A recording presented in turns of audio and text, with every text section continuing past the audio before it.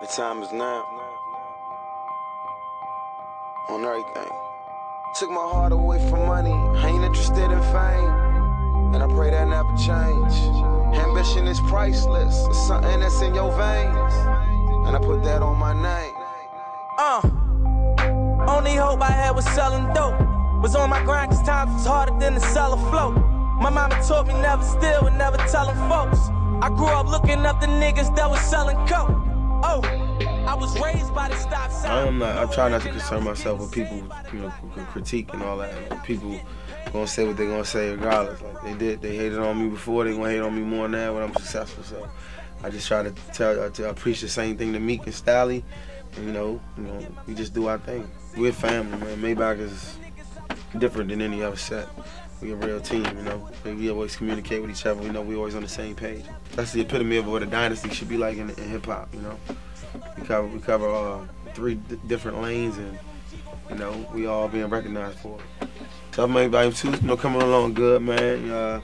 Showing a little bit more diversity as far as songs go. And we just hope to make another classic compilation. I'm gonna let Rose tell people, the producers. I can't let all the cats out the bag, man. God forgives and I don't. I'm on there, can't speak too much on another man's album, man. That's all for Rose, but I'm sure it's gonna be the classic that everybody's waiting for. I'm happy for Joey making the move. We preach ambition, man, and it's crazy that that album is called Ambition, and it really changed a lot of people's lives. Like, if you in the industry, you know how many people's lives it affected. You know what I'm saying? We got a very young building at Warner Brothers, and it was the first passion project for a lot of them. Joey, he got his hands on a lot of important projects. Mines, Meek's, Waka Flocka.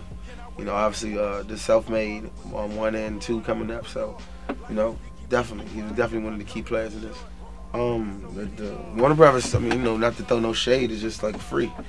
I think they still believe in the black culture. I think they still believe in black music. You got artists like Jill Scott, on the label, and Common. So, they still believe in black music, man. And not to say that Interscope doesn't, but I certainly believe that it's not maybe a priority for them, and to each his own, like some people dig, a specific type of music, but the type of music that I was trying to make, or that was my focus to make, they weren't really understanding how to feed it to the masses.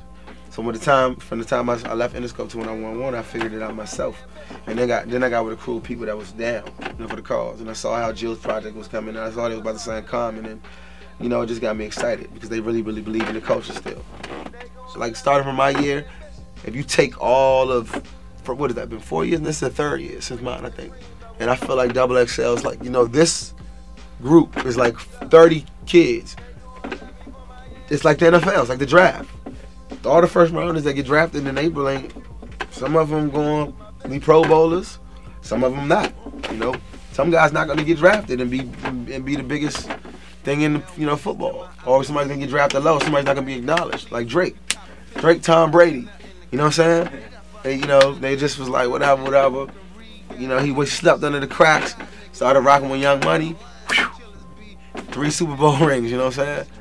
So, I feel like I'm more so somebody that just got traded to the routine with an offense that didn't fit his style, and then switched teams and made All-Star first year, second year. I try to treat this music thing like a marathon now. I don't really like to open my mouth too much about music that ain't all the way finished, mixed, mastered, cleared. So I don't really talk. So I'm just in here chilling. They gon' love me for my ambition.